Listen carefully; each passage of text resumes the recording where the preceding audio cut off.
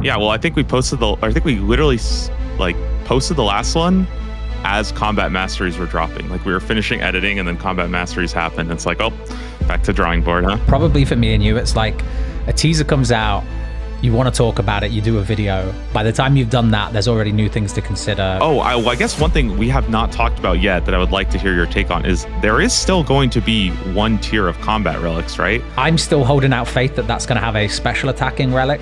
I have no idea what it's going to be up against, but I'm still, holding out for that. And that could be today. That could be within the next hour.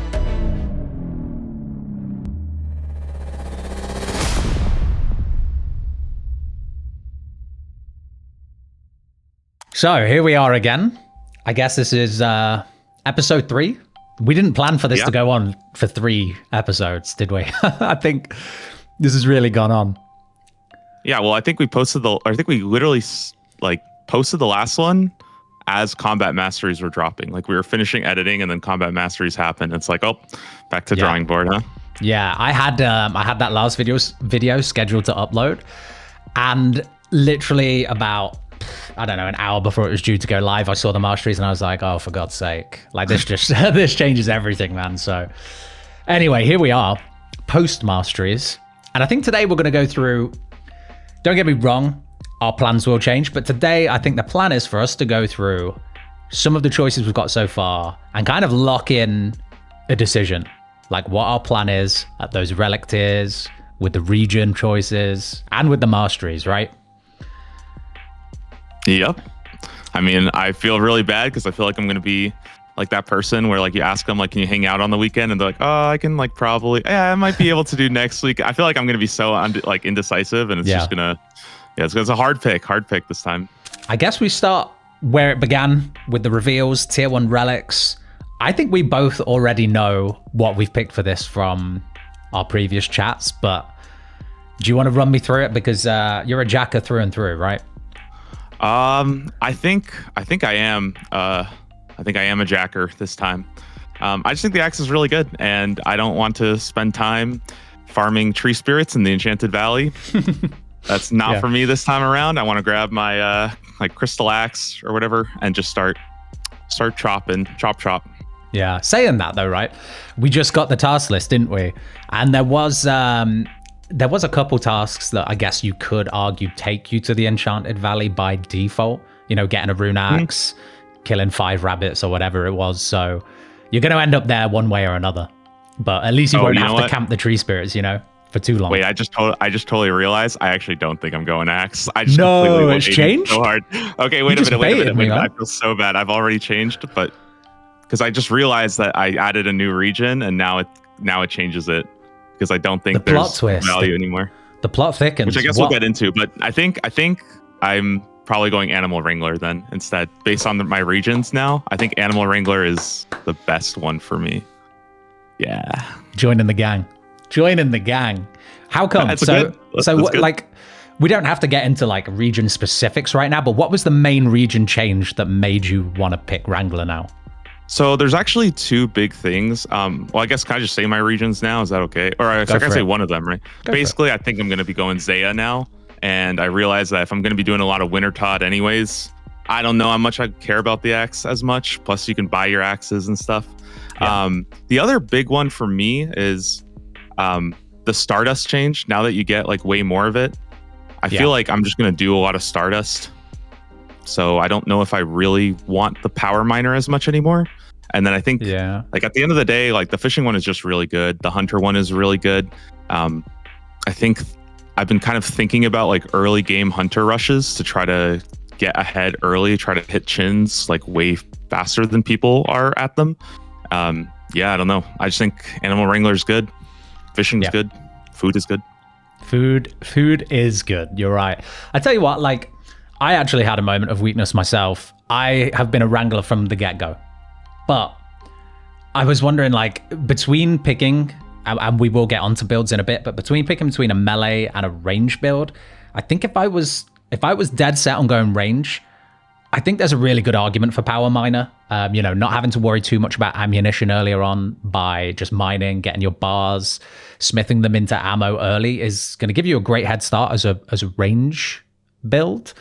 But I am with you. I'm a Wrangler. This is the tier 1 relic I want. And for the same reasons, I don't even fully feel confident that my regions benefit from this, because I don't think I'm picking a region with red chins. But I just love the hunter element. We spoke about it just before this call that implings have been buffed slightly, or at least their spawn rates, things like that. And this is also going to be, really good for that. Impling jars no longer breaking. I know hunter traps will never fail. Do you know if that also means for catching an impling that you have the level for? Sorry to put you on the spot if you don't know that. No, I think it does work for implings, because I believe that's how it worked last year, that you would always catch implings. I remember playing around with Trickster, and I think that's how it worked. So if I'm wrong, I took wouldn't Trickster be the first time. Yeah, no. I mean, I think most things I've said by now have been either debunked or, wound up in the bin. So yeah, that's another big reason why I think this Animal Wrangler hunter element anyway is really, really good. So we're both Wranglers, right? Yeah, I think the only thing that would kind of change my mind right now is depending on what Golden God is up against, because I think Golden God is that construction fix for me right now. And if it ends up being the case that there is just something crazy against that, then maybe I will end up going back to the axe just for logs and stuff, because I've always said that that's a pretty big benefit of them. Right. Yeah, no, that is pretty decent. To be honest, with construction, I've not even really given that skill much thought, because I'm pretty confident I'm picking at least Fremi or Vala. But I guess you're going to need money at some point. You're going to need a lot of it if you want to max out those points. Yep. But I mean, there's good options, honestly. And I think they recently, I don't know if you saw this, but recently I believe they said that if you have Fremenic, you can actually NPC contact the Mahogany Homes person without having Escarnia. Oh. Which means you could do just Varrock or something like that, which is crazy. Oh, I don't know. Really? I don't even know how that's... Yeah, I don't even know how it's possible, but apparently you can do Mahogany Homes because it's on the general one. So does that mean? I don't know. So does that mean if you don't pick Fremi and you go for the Grimoire relic, you don't need Fremi or Asgarnia, and you can still do all of that potentially? So apparently that has not been confirmed yet. They said that they don't know if the Grimoire gives you access to Mahogany Homes, but yeah, right. it's weird. But that would be a really cool way around construction training for those regions that do kind of struggle with it, for sure. I guess we'll put a pin in that, because I don't want to say anything that gets me in hot water for the, 100th time this league. I'm not sure. Basically, Fremenic good for construction. That's all I'll say. It's good for construction. Yeah. Stonemason stonks up. What was the next thing we were going to talk about? Was it teleport relics? Yeah, I think teleport relics. What choice we're going for here? Expecting that pretty early, right? Yeah, and I think we're also both pretty of the same mind here, unless you've changed. I am locked into Clue, the Cluey one. You the same? A big Clue compass for me. It Clue just compass. Feels so good. Feels really crazy good. I saw some of the tasks already. There's a lot of clues. I'm not doing clues without Clue compass. That's what I'm going to say. So. Yeah. There's a lot of so with that task list, we've already seen there's a lot of clue related tasks. And we spoke about this very briefly last time, but I've since seen a lot of other people talking about it. If you're picking Fremi and your plan is to do DKs this league, obviously it would be if you're picking Fremi, but there is that elite clue step that takes you right outside the DKs. And sure, it might be a bit of a pain to hunt for that particular clue step, but if you get it, you've banked yourself one of the most valuable teleport locations, and there are so many others like that, right? That have really good spots. I think it's also one of those things where I think you don't necessarily hunt for it, but when you get it, you just put a pause to clues, and you're all right, this thing is sitting there. Yeah. I mean, you could be an absolute gamer and start juggling. Clues are stackable, which means you get some really weird stuff juggling clues if you really wanted to. I'm not going to do that, but if I do hit one of those important ones, I'm probably just gonna sit on there, and then when I'm done with that, I'll go back and just finish up all my clues. So I'm waiting to see a screenshot of the guy who's managed to crash his PC from having 5,000 clues on the floor, and they've all got those loot beams, and it's just absolutely ruined it, and he can't see anything on his screen. Someone's going to do it. Someone's going to juggle loads of clues, and I think that quality of life improvement that Jagex made this year of allowing clues to stay on the floor for so long is going to be great even in the leagues. So Yeah, I'm kind of surprised that we got stackable clues because I think it really makes Clue Compass like crazy good. I thought that it would be the case where they're not stackable, so teleporting to your clue is not that good because like it basically means you have to do it right away. Yeah. Obviously, I'd rather have stackable because it's just better for the game, and I'm glad that they make changes like that. That it's just better for everybody. So yeah, 100%. So I guess that makes that decision a bit easy for us. I mean, if we can just really quickly touch on the other two, I don't think they're bad by any means. And if I had to pick one of the other ones, it would probably be Fairy's Flight, purely because those tool leprechauns and those farming locations, depending on your regions, of course, they can be a bit of a pain to go out of your way to get to. And you're going to need to do a lot of farm in this league. Unless you're planning on picking one of the farming related relics, Fairy's Flight could be really good. So I guess you'll need to weigh that up in your decision. If you're watching this and you're not thinking of picking Overgrown or what's the utility relic that recently came out? Friendly Forager, I think is the one. Yeah, Friendly Forager. If you're not picking either of those two, and you need to do manual farming, then yeah, Fairy's Flight has a good use, right? Yeah, and I think it's like it will get you your farm runs done pretty fast. It's already pretty decent teleports. Like they're not bad teleports. I think manual farm runs with Fairy's Flight are going to feel like pretty close to a farming relic because you're getting that default 5 times. That's another thing I guess we can quickly touch on is we did also hear about like all the relic passives. So this is actually such a cool, I feel like this is such a like great day to do this discussion. Yeah. There's so much like kind of like foundational information that came out in the last couple of days that really just makes this a really cool convo. So are we just gonna have the same choices throughout this whole thing? No, because I think I disagree with you on this next one for sure. Okay, so talk us through it. What's the next one? It's our great clash, Total Recall versus Banker's Note. Wait, what do you mean what do you mean you're gonna disagree with me on this one? What are you going for? Well, I think I'm going for Total Recall, so unless you've changed your mind. No, I haven't. Go on, go on then. Well, okay, I want to say first off, I think it's pretty funny that they like featured me as the Banker's Note guy, and I've been like vehemently against Banker's Note since. I've been telling everybody how much I don't want to, like, I don't know. I just think Total Recall is so cool. Like the way that I kind of have been saying it is that I think Banker's Note is just the better relic for like vast majority of people, and you should probably take it. However, for me, just because I've already done the Inferno and the Colosseum on the main game, I don't think I need the benefit of Banker's Note as much.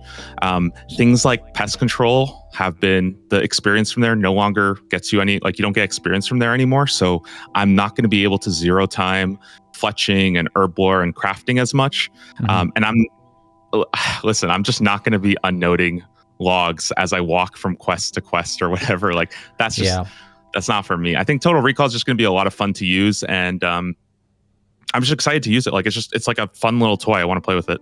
Yeah, I saw this.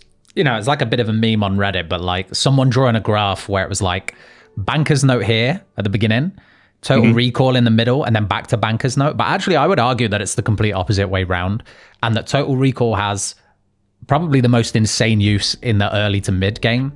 And I mentioned it on our last chat, but I genuinely think where Banker's Note takes the cake on this one is for raids. Like if you're not confident in raids or Inferno, like you've just said, Banker's Note is the obvious choice. You're not going to die. But I think now we've seen masteries and now we've seen the echo items. There's a lot within all of that that's actually just going to boost your survivability anyway. So I can get why you've changed your mind on this. I haven't, but I can get why you have. And I think also go for it. So I think like a big thing for me is I also like, I love PVM. That's something I really like want to do. Yeah. And I kind of feel like coming into a brand new boss, like Banker's Note was fun for me doing bosses that I've never done before and choosing them with Banker's Note. Yeah. I feel like if I have Banker's Note and I go to my first Echo boss and I know that I can just eat sharks through it, it's gonna kind of like kill some of that excitement for me. I'm not saying that for everybody. Like I don't know. I kind of wonder sometimes if I'm entering like with, it's almost like imagine if they weren't in instances and you could just spam Total Recall to full heal, right? It would be like, okay, well, what's the point of killing this boss? Right. Yeah. And Baker's Note is definitely harder than that. You do have to manage your stuff, and like you can still get one shot by mechanics. Yeah. So I'm not saying Baker's Note's a cheat code. Just for me, like that fresh experience, completely blind, hitting up a boss with like my stream laughing at me. That's what I want to see. Yeah. Like that's what I want to do. Yeah, no, you're entering your like elitist PVM era. Just admit it. I am. That's what's happening. Oh, also, did you know that Total Recall, it doesn't lose your save state when you die? So if you die, you just Total Recall back and just send it. Like, yeah, it's really awesome. I'm so excited about that. One thing that I think I was a bit disappointed about with Total Recall, though, is things like the Sunlight Spear stacks, they disappear. Really? Weird. Yeah, so I think it's in the FAQ now, but it says that things like the Sunlight Spear stacks and the Soul Reaper Axe stacks, they won't be saved. And I mentioned it on the last video as like a bit of speculation, but this has since been debunked as well. If you boost your stats above, their current, that doesn't save either. Is that right? I think that's where people are at right now. Yeah. I'm not 100% sure, but I'm like 99% sure that it's just your spec, your prayer, and your health. Even if your health is boosted. I guess your prayer could be boosted if you want to like Ancient Mace and then like save your Total Recall. Like you could do some cool stuff. Yeah. But yeah, mainly I don't think you can like boost your stats. You're not gonna have like infinitely super combat, essentially. Yeah. So I get why you've changed your mind. I was definitely in a bit of a middle ground about it not long after it released, but I'm still a Banker's Note stan. And I think that I do think you're right. It takes away from the experience, at least for people who want to have a challenge for themselves. I don't think it takes away from any other experience, but I think if part of what you enjoy is failing at something, getting better, and then doing it on your own back, Total Recall is going to allow you to do that without cheesing the boss. So I get that. I just want Banker's Note because I think that some of the route I'm going down is going to put me in a position where I need those supplies earlier in some PVM situations. Like I think I'm going to be rushing content quicker than I'm ready for. And that's where I think Banker's Note does help you get over that. You know, you could go into a boss with gear that absolutely should not be able to take down a boss, but you'll do it because you've got Banker's Note. So that's where I'm weighing in on that choice right now. And by the way, that's fun too. I had a lot of fun doing Inferno with like a trident or something. Yeah. And it was literally just because I think I sat through and I ate 200 sharks and just brute force. Like that is fun too. So I'm not saying that like, oh, if you take Banker's Note, it's because like, you know, you're like bad. Especially because Zuck is, after all, like the final Echo or Combat Mastery task now too. So like, take Banker's Note, get through it, have fun. Triple Jads and Zuck can't Banker's Note through that. It's still going to be hard.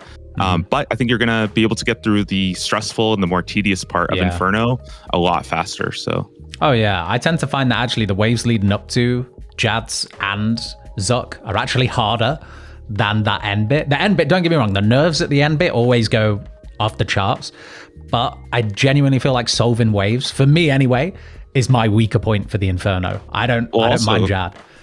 Well, also because you're nervous, because if you die, you have to go back and do the waves all over again. You know, it's like, oh god, if you could just run Zuck over and over, it would be so different. Like I think people would come to love it. So yeah. What are we covering next? I think we're skipping some of the other tiers. So like maybe I should just quickly mention that we're not covering Golden God or Overgrown because those tiers aren't fully fleshed out yet. We don't know what they're up against. And just watch it. We'll put this video up and we'll have full disclosure at that point of what it's up against. But anyway. Oh man, that the Golden God tier comes out, that would be so awful. After saying that, like so much of my plans determine on them. Oh, everything will change. Always does. Always does, always will. So what's next? Utility relics. Pretty new, right? Only like a couple days ago. Yeah. These ones were really exciting. Honestly, when these went up, I just give praise to the old school team now. I feel like the relics this year are so good. All of them. I genuinely feel like the quality of them and the difficulty to choose one over the other shows how well they've done at balancing them.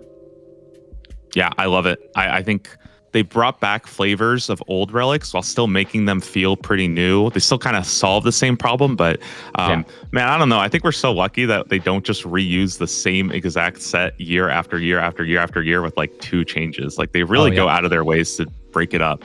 For sure. Having said that, and you know, I've just been nice to them, so now I can be mean. What did they do to Trickster? Why did they butcher Trickster? I'm so sad. I mean, I love these relics. I think they're all great.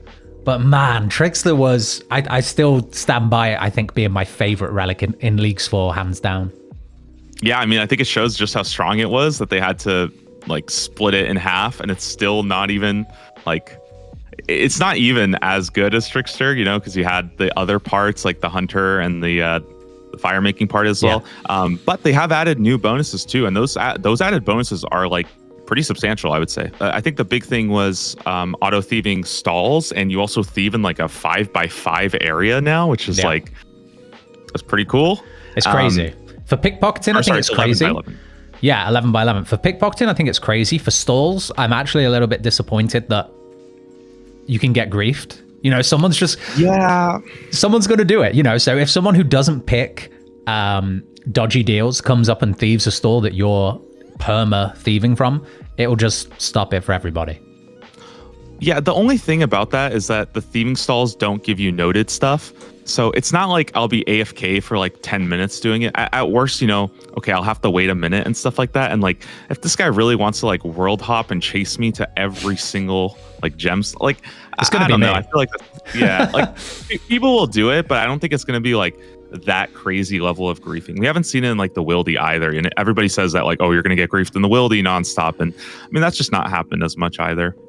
Yeah, someone in my someone who I was speaking to in my Discord was saying like, oh, just imagine being one of the first people to get through a fire cape and go into the gem stall in Moral Wreck and just AFK thieving from the gem store there. You know, you've got your unlimited gems. You don't need Asgarnia for ice gloves, and you've got like a 1 in whatever chance it is for an Onyx. So you just sit there AFK, chisel your gems, drop them, do whatever you're going to do, and just get a passive Onyx that way. That seemed really cool until I realized you could be griefed, which I thought was a bit of a shame. But I get where you're coming from.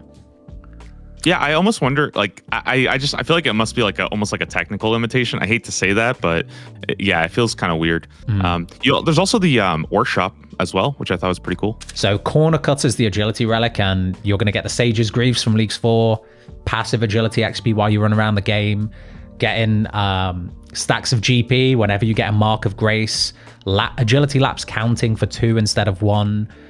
Also doubling the quantity of any rewards from agility, so like Sepulchre tickets, Brimhaven tickets, agility tops if you're picking the desert. I think all of those features are really cool. If I'm honest, the only reason I'm leaning towards this one is because I hate agility, and I don't want to run a single lap if I don't have to. So that's the only reason I'm leaning towards this one. What do you think of the Corner Cutter? I think Corner Cutter is, I mean, it solves agility, right? Like, what more could you want from it? Yeah, I think one of the really cool things that it actually has a benefit now to agility courses, because that was one of the worst things was you have the agility, like your agility is fine, but then you still have to do like 100 laps. I think this alone is pretty substantial. I'm very curious to see the full task list, because I think that they will add more of these, like, complete 100 laps of the Arty course, complete 100 laps of the Relica course. Region specific ones, absolutely, they will. Yeah. So it's really good for that. Oh, and I think the other thing, this is also kind of what I'm curious about, is Marks of Grace are now boosted by the minigame multiplier, and they spawn with 10,000 coins. Now, I do not know how this works, but let's assume you have 8 times let's say you have 8 times minigame multiplier. Does that mean you get 8 Marks of Grace and 80,000 coins? Because wouldn't that be like kind of nuts? Yeah, you've got me thinking now. Yeah, like I was like, wait, no, like that. It kind of like makes sense in my head, but I'm also like, wait, then this is like kind of nuts. They do. Marks of Grace, Hallowed Marks, Brimhaven vouchers, and Stardust now benefit from the minigame multiplier. So I'm guessing that's quantity. It's not going to be frequency, is it? Because that's the other thing, isn't it? It's frequency versus quantity, and I don't think we know which one it is yet. Yeah, I mean, either way, you'd still get still get more, right? Yeah, like, I exactly. guess it would be a little bit more annoying to pick up like literally one every single lap just spawning. I'd rather get just like 8 of them dropped in a little nice little stack. Yeah. That'd be lovely. That'd be so nice. I mean, it'd be a bit of a pain to have to click 8 times for on your marks of grace, but it's a small thing. It's a small thing. It's a first world problem. So there is one more. Do you want to talk us through that and then tell us which one of these utility relics you're going for? Yeah, Friendly Forager. So this is the kind of herblore relic, and essentially every time you gather a resource from the gathering skills, woodcutting, fishing, mining, hunting, you'll get a random grimy herb in like a herb sack. Basically, you get an herb sack for free. And the cool thing about this is that you can actually kind of force spawn a certain herb that you want. So let's say you fill up your herb sack, and the only thing that you don't have in there is like ranars and snapdragons. Every 9 ticks, the game will try to add you, like that's a cooldown of it basically, but it'll try to add one to your sack, and you can force spawn ranars and snapdragons, and then once you've filled it back up, you just withdraw them to your bank and keep going. So you're not just getting like a ton of really bad ones. On top of that, I mean, it's like 600 herbs an hour. Like your herbler's going to be just fine. So yeah, and it saves. Is this the one that saves secondaries, or am I going crazy? Yes, 90%. Yeah, so this one's saving secondaries as well, because I know one of the first things that came to my mind before I'd even finished watching the reveal teaser was all these herbs sound amazing, but the secondaries I can't be bothered with. But a 90% chance to not consume secondaries is so good with this. Like, this solves herb lore if your regions are terrible for it. I think it's great for that. And not to mention, this synergizes just perfectly with all of the tier 1 relics. I would argue that mining is probably the least AFK one, but even then, this synergizes so well with all of them. You're going to be farming herbs. Yeah, I like that you have kind of 2 options now of like farming and herbler. Like you can either go for overgrown, or you can go with Friendly Forager, or I mean, even Fairy's Flight kind of helps out with farm runs. There's a couple of like weird ways of solving that problem. And this is just by far, I mean, like, I think everybody likes to assume like, oh, I'm just going to walk in day 3 with like 200 prayer potions. Like, no, it is hard to get that like initial stack going. Like, you know, first fight caves, it's not easy to like build up your stack of prayer potions. I mean, region dependent, of course, but yeah. What tier do you think this is coming in at, by the way? Do you think this is an early one? I think these are actually going to be tier 2. That's my guess. You're going by crack theory, huh? No. It's because I think things like the agility one and the thieving one, I think they're like so good early on that I think we'll get this tier 2, and I think we'll get teleport relics tier 3. That's kind of my guess right now. I like that because I think the teleport relic's much more powerful this year all round. So that makes sense to me. I guess I'll talk about mine, and that's go on. What are you picking? Right now I'm leaning pretty hard towards dodgy deals. I feel like I can do my farm runs, and I'm still thinking about like there's still a lot of options I think for the farming, but I can do them. Dodgy deals just is really good. Like it's very strong. AFK pickpocketing is really, really nice. Even if you don't have the ice gloves, but I mean, I'm probably going to go Fremnick. So like, I'll probably have the ice gloves. So that's taken care of basically. Even outside of that, now you got all those stalls that are just really, really strong. You don't even have to like worry about things.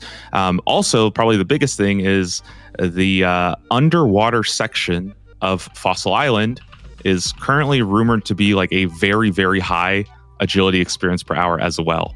So this actually solves agility because you're like it's like the mermaid section, and the chests have like they're balanced around like a 1 in 8 chance. But if you have 100% chance, you're getting 8 times. And so you'll actually be getting like, I think somebody said like over 2 mil agility an hour or something, which is like pretty good. I mean, that's pretty good. And do you is that the one that you get hybrid XP on? I think so. I think you get thieving and agility from it. But I mean, the thieving doesn't really matter because this relic is already so good. But. Yeah. I mean, that's still amazing. I think the only thing there is that piece of content is not the most fun, and the oxygen levels aren't going to change. So you're underwater, aren't you? And you have to like go around, do all of that. Do we know, can you get a fishbowl helmet with just starting regions, or do you need Asgarnia? So you don't need the fishbowl. However, you do need, or you don't need, but you would very much want to get flippers from Asgarnia. Yeah. Or else you're going to be walking around in the water like it's slow. like a slug. I've never done it, so I'm excited about it. Like in my mind, I feel like I'm going to do it for 5 minutes and hate it, but I'm being optimistic right now. It's better than drift net fishing. So I've done them both before, but so briefly because I didn't enjoy them in the main game. But that's really cool that this works for that. And it does go to some other really cool uses in other regions outside of Misthalin. So, let's just stay on Misthalin for a second, because there is a task to thief from the Dark Chest, isn't there? So you're going to be going to the Isle of Souls. You can do the Isle of Souls chest. You can get a dark key, open the dark chest. In Varlamore, there's the new chests in Aldurin, which have a chance to fail, but with dodgy deals, they don't. This also works in Zaya with the stone chests, which actually, with this relic, is a much earlier and easier way to get a Xerix talisman to teleport you around Zaya. So I think there's some really, really good uses for this relic. I can totally see why you would pick it. I think the strongest two probably are the herb one and dodgy deals. Like, I genuinely think the agility one is the weakest, but I'm just picking it because I hate laps. I think we'll see, because if there's a task list and it has a good amount of those agility laps, like I think just getting it done twice as fast is going to be such a massive benefit. And honestly, with your agility, like if your agility level is just that flying, you might not even bother with them. Yeah. I mean, that's the thing. They did say that they were removing some tasks, right? Like the 2000 monkey laps. But I feel like agility is just like it's a solved skill in leagues. You've got that unlimited run energy. Shortcuts are okay, but relics bypass a lot of shortcuts anyway, teleport relics. So it does feel like a bit of a wasted skill, and the only reason you're doing it is for rewards associated with agility minigames or for tasks, and that's it. So it does feel like the weakest of the three, but I know where you're coming from. I get it. We've covered the main relic choices, and now I think the main thing we wanted to talk about today was what regions we're picking and the new combat masteries. So we both came into this call with kind of a choice of a build, and these aren't probably going to be a final decision because there's still so much that could change, or I feel like there's just that many good region combinations this league that my mind is changing every day. We've both got some regions and a build to go through. Do you want to go through yours first? Yeah, so my current plan right now that I'm leaning really heavily towards is pretty unconventional, so hear me out. But I'm currently planning on going Zaya, Asgarnia, and Fremennik.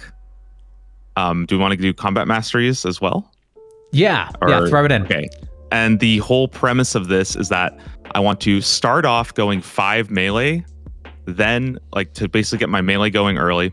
Then I'm going to try to farm Echo Hysporia because I think it's one of the earliest bosses you can get to. Okay. I'm going to try to get the Salamander, and that's going to take it from a 5-tick to a 2-tick, ranged melee weapon. I think since our first call, I talked about how much I want a ranged melee weapon. Yeah.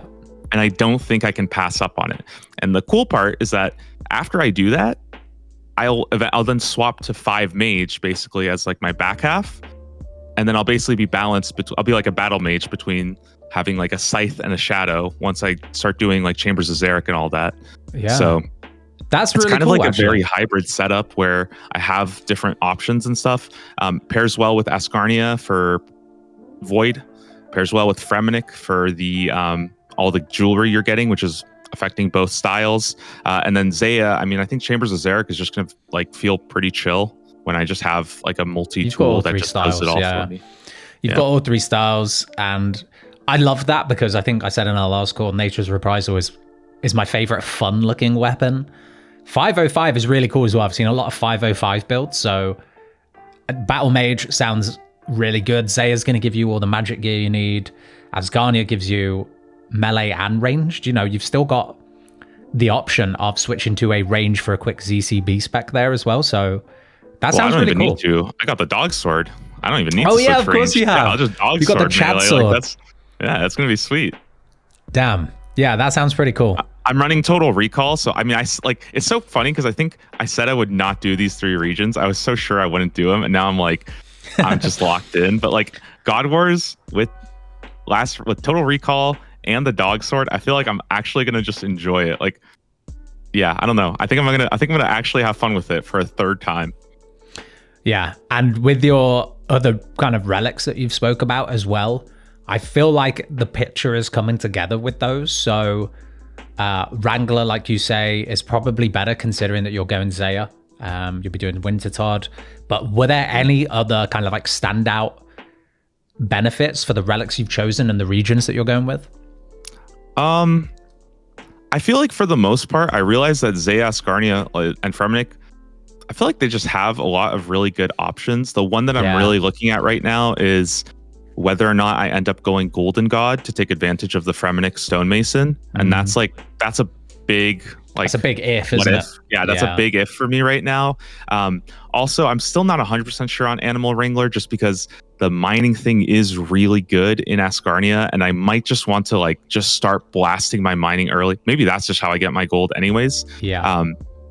I just don't know. But like Stardust just got buffed too. So there was another question I had for you, and that was around mastery. So you're going to go 505, and we kind of know what regions you're going to go for and the relics you're going to go for.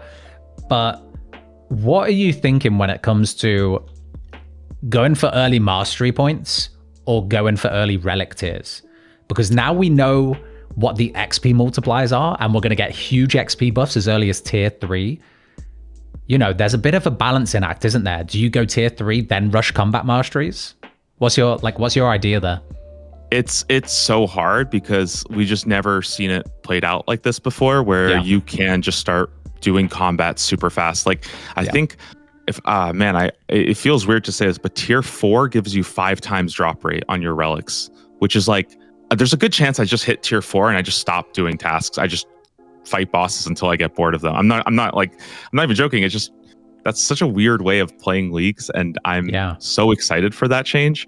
I personally think that I'm still going to focus a lot on getting my tasks done, mainly because I think I need all 3 regions like desperately for this build. It's probably like not, I think a lot of other builds are pretty flexible, and this one's, I think it's pretty tight. You kind of need all 3 regions.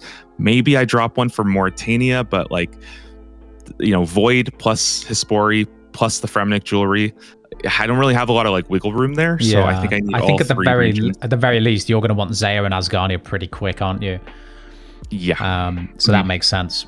But yeah, no, I think that's really cool. And I don't know how many people have already started thinking about this, but like because they've moved combat for the most part out of relic progression, you can do that now. You know, I think there's less of an emphasis on let's just rush through every single tier as quickly as possible. You know, I can't play the game until I unlock all 8 relic tiers. That is gone as far as I'm concerned anyway. And I'm sure there will be people that still want to rush all their tiers. But I think as far as progression goes, once you've unlocked a good amount of XP and drop rate multiplier, you know, you can play the game however you want, obviously, but now there's just so much more freedom to do so without feeling like you're missing out on a really big combat relic or a really big XP or drop rate multiplier, because they've kind of moved it forward, haven't they? And I think that makes it so much more enjoyable for like the casual, the people who don't have much time to play day on day. So I think that's great.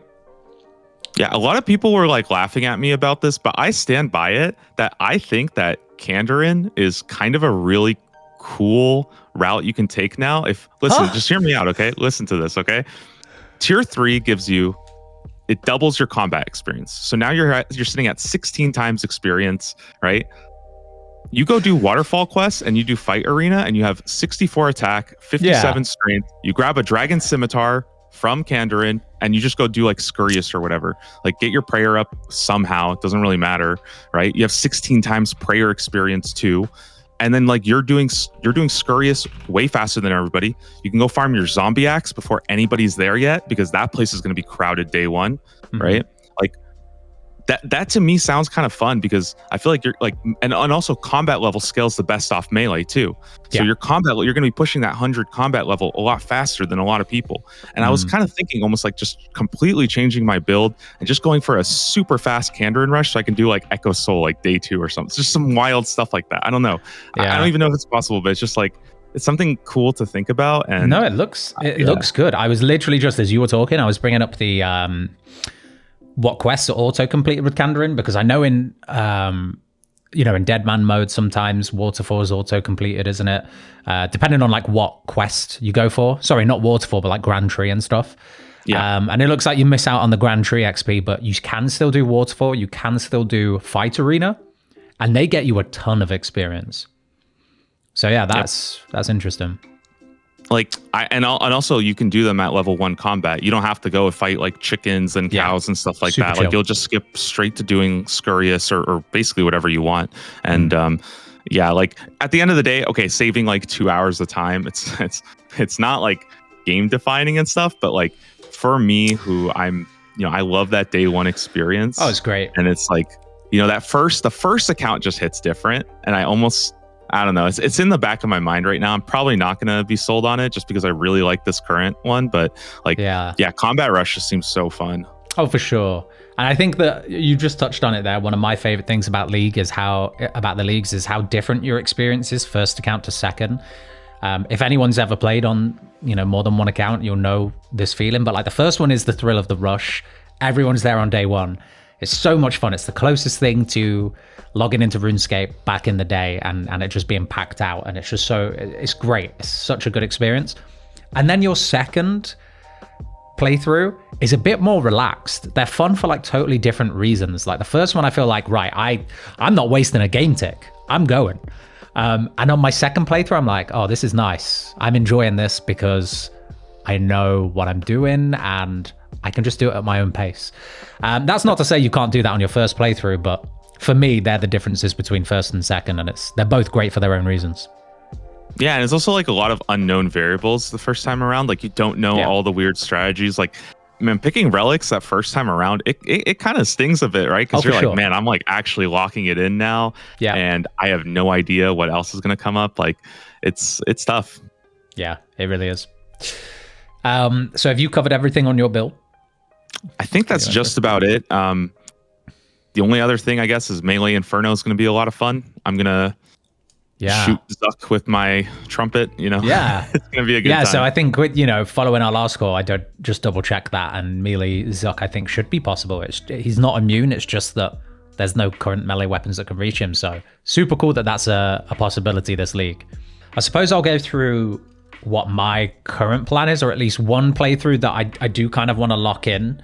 I don't know if it's going to be the first one I do, but I'm pretty set on these regions, and I want to go the Wilderness to Ranwin and Mauritania. I think that they are 3 regions that, or at least Taranwin and the Wilderness are 2 regions that were so unpopular last league. And I don't tend to pick them because I don't love the content there. But I think that's going to change a lot this league. The Wilderness has had a lot of improvements. Taranwin has got the Crystal Blessing, which just that item alone is buffing Taranwin to be insane with melee. So this is obviously a melee-focused build. The idea is that I really want to play with the Thunder Kopesh at some point. Oh yeah, it just looks so much fun. Since we've seen Masteries, though, I do think that the Kopesh is not as crazy as I once thought it was. It's great. It's a 4-tick weapon, so it'll go down to 2-tick. But like, so will so many other really good 5-tick weapons. So I feel like the competition is definitely like closing in a bit now. Either way, I want to play with the Kopesh, and I'm thinking just going for like a pretty standard 6 in melee and 4 in range, 0 in mage. And that's not because I think mage is bad, but just I did so much mage in Leagues 4 and Leagues 2 that I want to avoid it. Yeah, and I think Wilderness is going to be insane for early resources. If you can get by the fact that people on day 1 probably will troll and rag you a little bit, that tends to die out by day 2 or whenever people get bored of that, or you progress beyond the people who are clowning around. When you get past that, the resources Wildy gives you early is insane. No entry fee for revs or for the agility course means that you can get full rune, restores, really high healing food, on day 1. That's all solved pretty quickly with the Wildy. And obviously going through revs is going to get you straight into being Scurious ready as well, very early on. Taranwin, honestly, I feel like it's a bit of a, kind of like a wedged in region. Like I'm only picking it for the Crystal Blessing to buff the Kopesh. It's pretty good. I feel like it's basically like an armor region now, where it just gives you some good armor pretty early. Yeah. And like, I find Turanwin we spoke about this on the very first call, like half of the region is obsolete because it's just swamp or forest. But like the stuff that is there is really valuable. You know, we can do melee Zora now. Insane. That's going to be so much fun. Oh yeah, I was having a crisis the other day because I couldn't figure out how to do Zora with my set. Like I was like, oh, I'm going to do, because I had something similar to this at one point, and I was like, I can't figure it out. And then somebody said like Noxious Halberd, and I was like screaming at 3 a.m. I'm like, oh my god, yes, I can do Zora now. Yeah, like it was just I don't know. I was like it was an epiphany for me. It's great, but even before, because I also had the same thoughts. I was like, right, so Mauritania stonks are going crazy, but obviously, the other thing that's in the back of my mind about that is Araxor is 92 Slayer requirement. Going to take a while to get there. Going to take a while to get the Halberd. Before that, though, just by unlocking Turanwin, you can buy a Dragon Halberd from one of the shops there. So you can jump straight into Melee Zora if you're locking down early Melee masteries.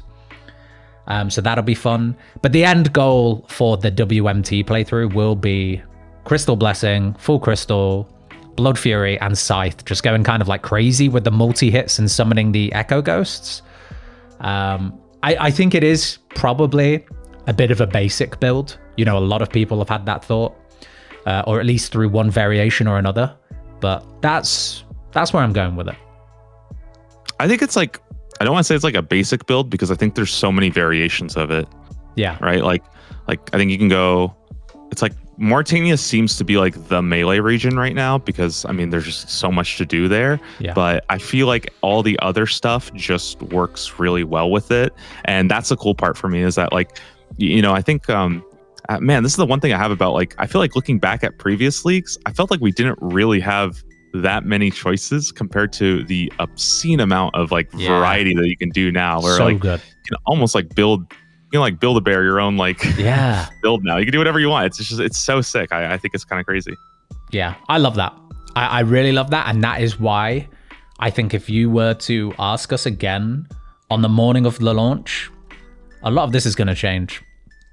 Because every day I sit there and I go through my plan so far or what I'm thinking of doing. And I think like, oh, but actually with the melee build, Varlamore would be fun because I really want to get a full set of Blood Moon and go crazy with that tier 6 melee mastery and just, you know, multiple hits, multiple echo hits being summoned or whatever. It sounds like so much fun. And then I'm like, oh, I want to do Echo Soul. And then I'm like, oh, but I'll miss out on this or that. And it is really difficult. I think if you're only going to play on one account this league, I feel bad for you, you know, because it's hard. It's hard to pick something. Yeah, I know. Like I really wanted to do Echo Soul as well. Like that's a cool one. One of my friends might be coming to play leagues and they really want to do Mauritania. So now I'm like, all right, now I feel like I have to do Mauritania because it's like an old buddy. Yeah. I don't know. It's so hard to do that. And then, but the cool part is I feel like I don't have to change my build that much. I can just sort of like cut corners, so to speak, you know, be like, all right, well, we don't need this thing. Maybe we could just go for here instead and kind of just make it work. So yeah, cool. And I think in that way, it's actually harder to min-max this league because I at least this is what I've experienced. Every time I want to min-max a build and go for absolute best in slot, I'm missing out on like that raid region that like people I want to play with the picking, or I'm missing out on a piece of content or a boss that I really want to do. And I'm thinking like, does it matter? Like for the sacrifice of like, I don't know, 4 or 5 max hits, can I drop that region? I probably can. Like, will it matter? Probably not. No one's going to remember if you had the highest hit splat or not. So yeah, I'm with you. Yep. I don't know. I think it's so cool how they nailed it. And then the combat masteries adds like a little bit more depth. I've been wanting to do like, because I was thinking about doing like Turanwin and Mauritania at one point as well. And for me, like melee sounds really awesome, but then I thought about like going for mage instead. Because I don't know. I think mage in Mauritania is actually pretty cool now. I think especially if you're picking the Grimoire, it like gives you access to everything that Mori is missing, right? Yeah, I think Mauritania in general is probably the most interesting region right now because it's been such a PVM dense region in general. And also there's something I've been eyeing, and that's the 20,000 prayer lamp from Barrows. So I might go practice. What does that work out at? I'm sure I saw someone say like 600k XP at tier, like an early tier. So if you do it at tier 3, I think it puts you at, I want to say 60 something prayer, basically. Crazy. And if you can somehow find a way to do it, because you don't actually need prayer to do them, you can like snare them, I guess. Yeah. You know, and like I don't know, figure out a way not to die from like. We've all seen Settle's like nightmare mode at this point, right? If he can, if he can do it that way, not use any prayer or minimal prayer, it's totally doable. Yeah. So I'm very. He is on another level though. Curious. So yeah, I'm very curious how I can like try to get there early, because I think getting your prayer figured out like somewhat early is going to help a lot in general to start doing combat. Yeah, for sure. But with the elemental weakness, Barrows is super doable early. And actually, I'm kind of eating my words from a video I did, I want to say about a month ago, about best regions to pick first. And this was kind of based on information that we've had throughout all the leagues so far. Obviously, we've had a lot of reveals that have kind of changed that. But I was always considering Mauritania as a pretty bad first region to pick. I don't think that's the case anymore. You know, these big early multipliers, the good advantage that you get through the combat masteries, they're going to boost up your combat capability early. The Slayer Tower there is going to be one of the best resources for getting to another combat mastery unlock, the level 55. And the Slayer helmet too. The Slayer helmet's going to be great. The Barrows, your first ever Barrows one, which you can do as scuffed as you want, but just doing one run solves overhead prayers instantly. I think that's insane. Mori is actually looking like a good first region this year. Yeah, I think we were chatting about this a little bit, and I think I was telling you, because at the time I was thinking about going like Varlamore and Mauritania. Yeah. I was thinking about going Mauritania first to start like doing swamp lizards, like right out of the rip. And so that way I could like skip all of the like early game, like Varlamore, all those like bad hunter tasks early, and just like blast swamp lizards like crazy until I get to like antelopes or something like that. Yeah. So that's interesting. I think those builds are really cool. If I can ask you one more question, because I think this is something I really have enjoyed and struggled trying to do. What do you think is the best standalone combat mastery? I think I really like ranged, the third one. I think that one because it turns blowpipes into one tick. And you only have to invest 3 points into it. I think that's really, really cool. And it kind of feels nice. Like, I know you're going Tyranwin, so you'll actually have access to that. And I think that's awesome. That's interesting that you picked a tier 3 as well. Like, I think everyone probably assumes when you say what's the best combat mastery that you're going to pick a tier 6 one. But that is actually a really good point, because you can get that super early. The hardest thing you're going to have to do is defeat Scurious. If you want to do that, you might even go down the route of getting 55 Slayer first. There is an argument that is also very quick. Yeah, interesting. I wouldn't have pegged you to pick that, so that is cool. I'm going to be super basic. Yeah, go for it. I'm going to be super basic and say tier 6 ranged. And that is only because it feels like a meme, man. Like, just like anyone who, anything that you would previously fight that you wouldn't use ranged against, it's like, nah, I think I'm good. And you just stay on ranged. It's like Akka's praying ranged and you're like, yeah, that's not going to work, buddy.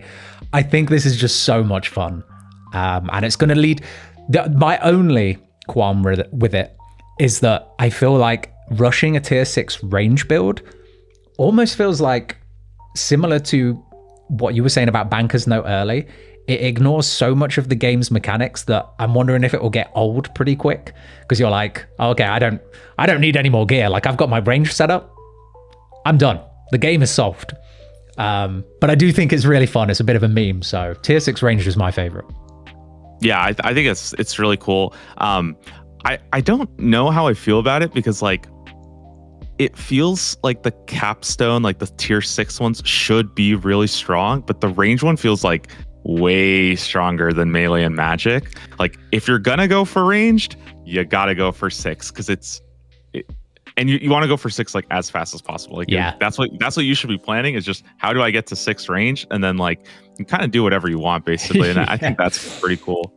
Yeah, I think it's crazy that like you could have tier 6 ranged and be using something as weak as like steel or mithril knives, like throwing knives, and you will out DPS someone who has tier 6 anything else with the gear that they'll have at that point, it just feels like the power spike early is insane. And just not having to bring switches, I guess you could argue that is a really, friendly mastery to bring if your regions don't favor other styles very well. So I think it's really flexible. I'm with you, though. I think that when I look at those tier 6 relics, melee versus range versus magic, the range one stands out to me like, this breaks the game. And the other two are great. Maybe I haven't ran the numbers on them properly yet, but they just don't look as good.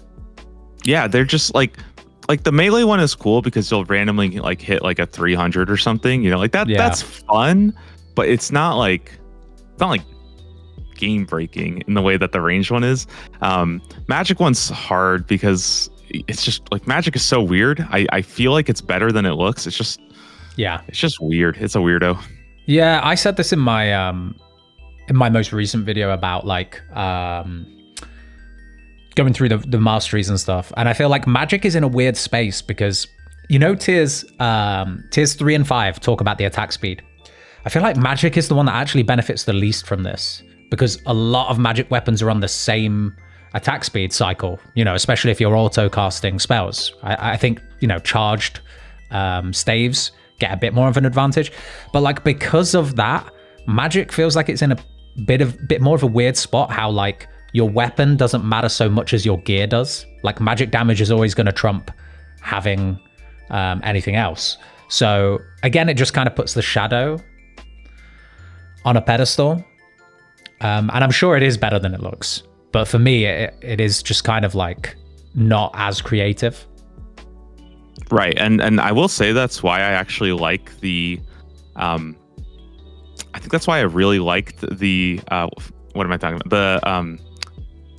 The third one. The third tier. The one that turns blowpipes into one tick is specifically because I think the best use case for that is to actually go for like a Drygor blowpipe or just a regular blowpipe early, and then transition into the mage build. Exactly. And like I think that's actually so cool that like the early game mage problem is solved by not being a major, which is like that. I don't know. That's just kind of cool. Yeah, there's totally different ways to play it. And this is what I think is also amazing is like there's no set mastery path that I think trumps another one. Like 640 is the first one that comes to my mind. 505 is great. 1-3 and God, my maths is bloody terrible. 1-3 and 6 is also good. And there are so many other ways you can do that. I saw someone saying that they were going to go down a Nature's Reprisal build going for a like 3-3-4. Which I think is really cool as well. There's loads of different ways you can do it. I don't think there's a wrong way. Yeah, I honestly think that people might be underestimating like the benefit of taking one early of a different style, just based on like kind of what your setup is. I think for something like range, probably good to go ahead and rush it and stuff. Yeah. But like it's like you'll get your combat masteries fast enough, but I think sometimes throwing in like one for another one, again, that's what really sold me on kind of a mage thing originally, was to put some into range or to put some into melee and then switch. Because you'll still kind of get that towards the end. And also because it's on the third one, that ranged one, you can put 3 points and then still max out 6 without having to do Zuck. Yeah. So like it's actually kind of cool that you'll get all 9 points there. You'll still get that tier 6 one. Yeah. And the magic one, especially, one thing I noticed about it is that like you will actually get like the execute on Inferno and like fight caves and all that stuff. You'll get a lot of executes there as well. Yeah, high HP. Sadly, I've been I was doing a lot of calculations last night, trying to figure out a way, but I was not able to like get enough max hit to kill the Rangers in the Inferno, because I thought that if I could get just enough damage there, then it would be pretty cool, but I couldn't do it, sadly. Although I did manage to... The calculator told me I can hit a 225 on Araxor with the Volatile Nightmare Staff spec. Oh, that's huge. That was pretty cool. That was a big number. That was pretty big. That looks really good so far. I think it was really fun to go through our builds and also see how much they change on the day of release. So I'll be dropping you a message in game. We'll see what you've actually gone for in the end. But I actually have a pretty interesting idea. It's something we said that we would do at some point. Okay. and that was the new region rankings. Oh yeah, if that's even possible anymore. But I have our old ones. We can run through and see where we're at right now. Okay. You know, in a vacuum. Yeah, I think the last place is very obvious here. Come on, don't try and defend Kandarin. Let's just put it at the bottom. Yep, we can put it at the bottom. It's not like, again, I think it has value for people, but it's pretty bad. Like I think the biggest thing is that everyone else in our bottom thing got huge boosts, and Kandarin just didn't. And I think that's Yeah. I really don't think there's any level of copium on a reveal that's going to revive Kandarin. For me, anyway. Maybe something else will come out that buffs magic to that point where the Devil's Element is actually a really high value item, and Kandarin is just a great utility region anyway. But it just doesn't... It's not enough for me. So let's put it in 9th. What would you put for 8th, though? Because I want to throw something out there that's like pretty wild, I think. Can I just say that I think Fremy... I want to rank it low. Really? Why is that? Because it's got great... Okay, the Echo item is insane. It really is. But for me, the content there hasn't changed. Fremy for me is like... And I think for a lot of people out there, I'm going to pick this because it gives me the best in-slot jewelry. Not I'm going to pick this because the content there is amazing or because my relics synergize really, really well with that region. I get it for construction and a couple of other things. Not enough. But what do you think? So, what would you put at 8? I totally agree, because let's just say right here that if we're basing it off content, not just we're picking, because I think most people are going to pick this for the gear. Yeah.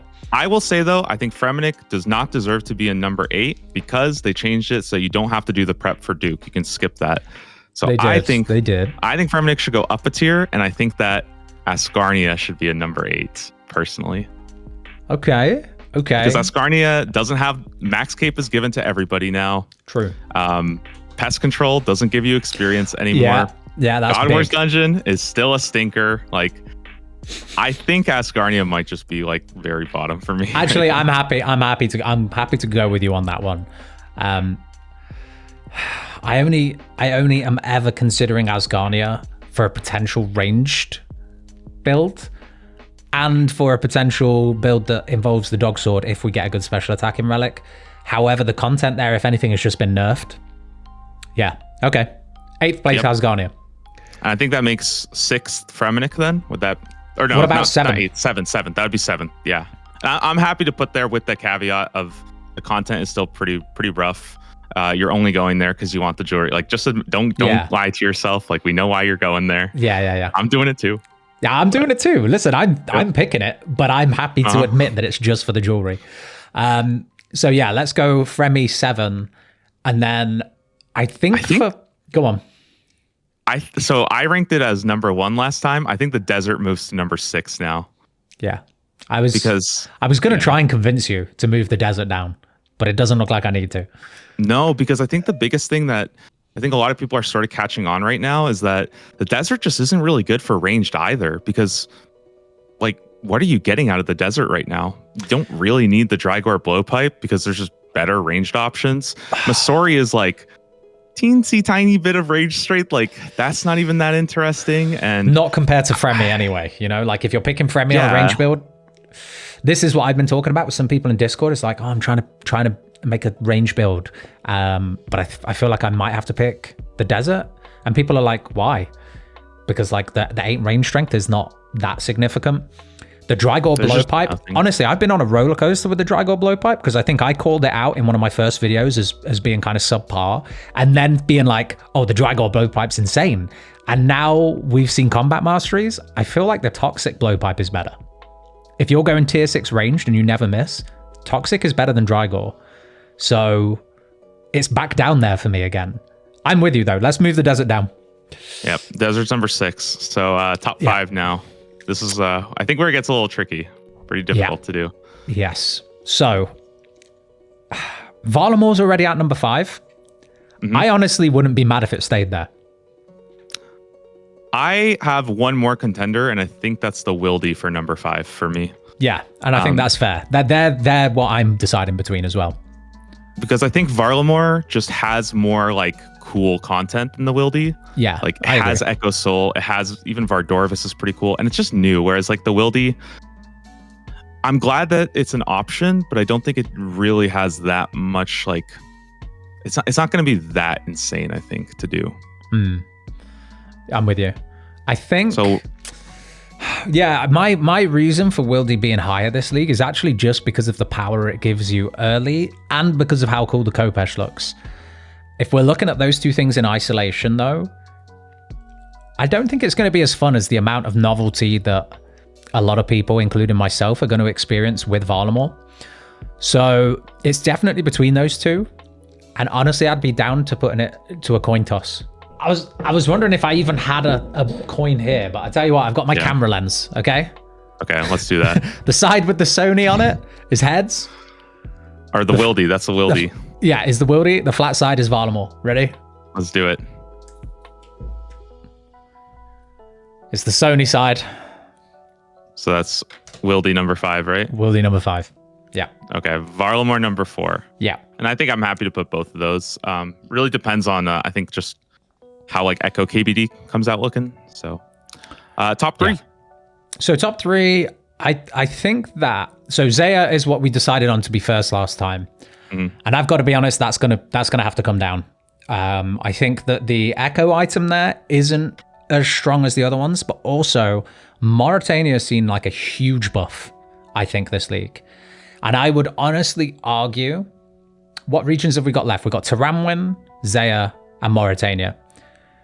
And I think in terms of order, from 3 to 1, that's how it goes. It goes Taramwin at 3, Zaya at 2, and Mauritania at 1. That's kind of what I'm thinking, but where are you? I think Zaya might be 3 for me personally, because I think I'm overrating Tyranwen. Oh wait, no, doesn't I put Tyranwen there. Tyranwen doesn't have that much now that I think about it either. I almost feel like I would almost put Tyranwen at number 5 now. Now that I think about it, I feel like Varlamore and Wildy might be cooler than Tyranwen. Don't upset Mod Husky, man. He's getting so excited right now. I know. Sure. He saw it top 2 and it just got shot down to 5 in like 2 seconds.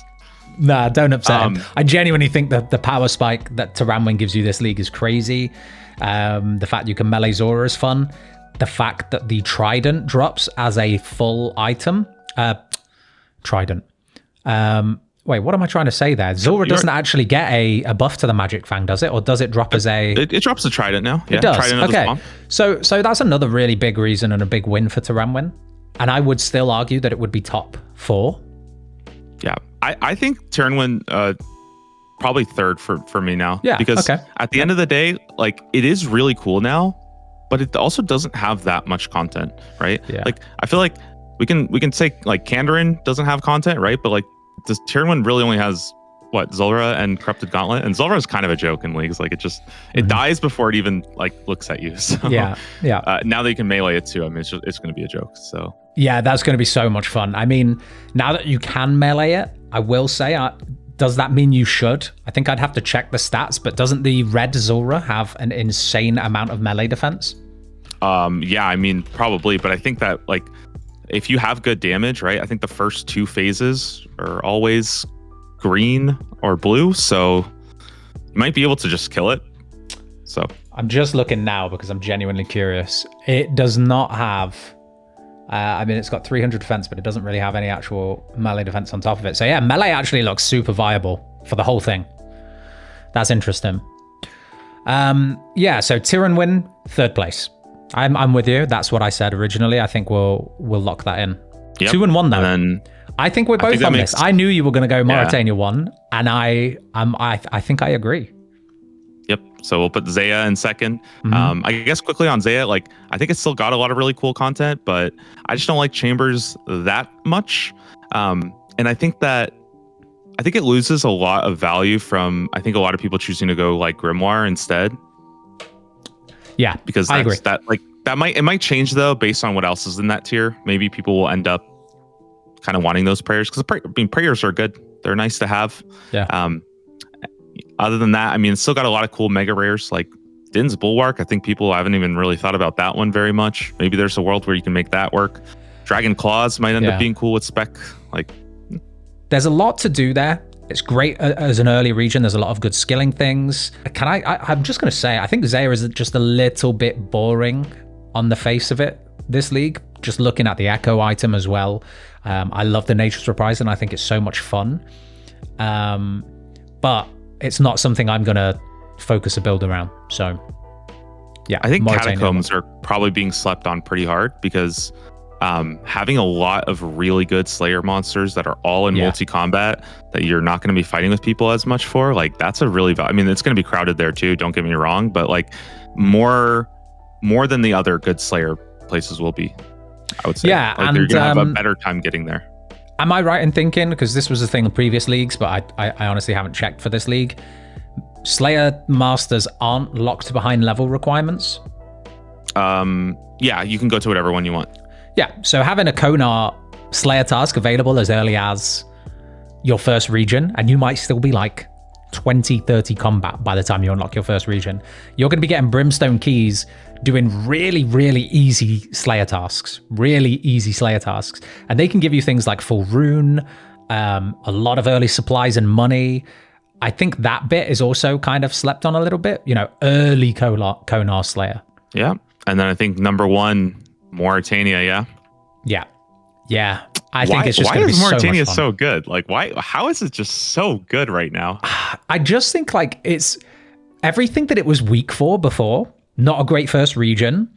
A lot of the component pieces were a big issue. So like people were seeing Araxor and thinking like, oh, but I have to pick Kandarin. Not anymore. The mega rares now going into Tob as well. It's almost like Mauritania gives you flexibility to do anything. It's really good just on its own. Like if you just used gear that you got in Mauritania and nothing else, you would still have a really strong setup. All styles, pretty much. Yeah, I think Mauritania is crazy. And not only is it like an all-arounder now with Barrow's gear and all 3 mega rares and stuff like that. But you can also cheat your way through some stuff like Grimoire to get, you know, ancient magics now, which you couldn't do before. But I think the real thing for me that Mauritania is so crazy is that it offers things that no other region does. I think Slayer Helm is very, very strong. It's going like that's an extra damage bonus on like half the Echo bosses basically. And then also I think the Noxious Halberd, I mean that thing is going to be really good to use. It's going to be very strong to use, and it gives melee that extra, I guess, option that like you know not every region offers. Yeah, if you're going tier 5 melee mastery, that's a 2-tick halberd, right? Yes. Yeah, that's going to be insane. Yep. Yeah, crazy. Cool. So that is our new region ranking. It's pretty cool to see. Like it, yeah, things are jumping up and down all over the place. Man, that is. I mean, I would say that, you know, Mauritania and Zaya were 2 regions we ranked pretty high before, and Varlamore.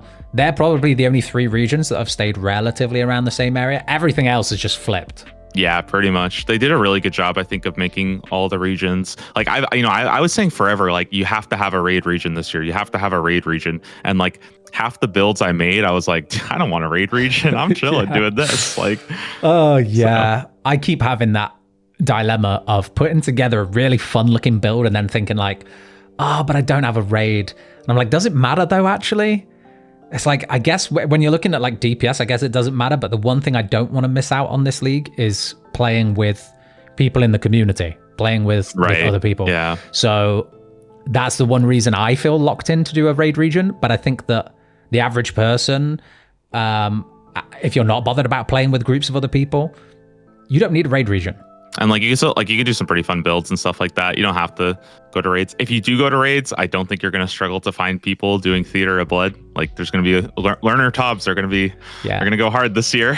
Yeah, for sure. I don't know if we're going to have time between now and the launch to do an episode 4. So I guess I don't even know. It might literally be like we call each other up like next weekend or something while we're like fishing, and just maybe we'll just do it live or something. Like because I'll probably be streaming or something. If you don't mind, we'll do it live. I'll be streaming as well, so we'll do it both. Yeah, we'll both do it. That would be fun. I think that would be fun. But this might be the last one. So there's not enough days left. I don't. Have you realized that it just like last like 10 days flew by? It's kind of crazy. Like I mean, I guess probably for me and you, it's like a teaser comes out, you want to talk about it, you do a video. By the time you've done that, there's already new things to consider. You're doing that. So yeah, this, like, I haven't even had time to like crave leagues because we're constantly talking about it and it's like here and now and happening. So in a way, the reveals have really helped with like not wanting it to come sooner. But it's almost here now. And I guess for everyone out there, you know, thank you for watching these. We've both enjoyed them. If we don't get time to do another episode, I'm sure we'll catch up during leagues. So yeah, I just hope everyone's enjoyed it. I've enjoyed it. So, you know, thank you for spending the time. I think it's been like the coolest thing this year is to have these convos and like shoot ideas and stuff. And like we always say we're going to go quick and then it ends up running an hour and a half. So yeah, how long is this probably one? Not going to change. So. God damn it. How long is this one? I know. It's like, it's every time I'm like, oh, we'll go quick. We'll just 1, 2, 3, 4. And then just an hour flies by. So, but that's pretty much it. Again, thank you guys all for hanging out and good luck with leagues. Yeah, good luck, guys. See you all on the 27th.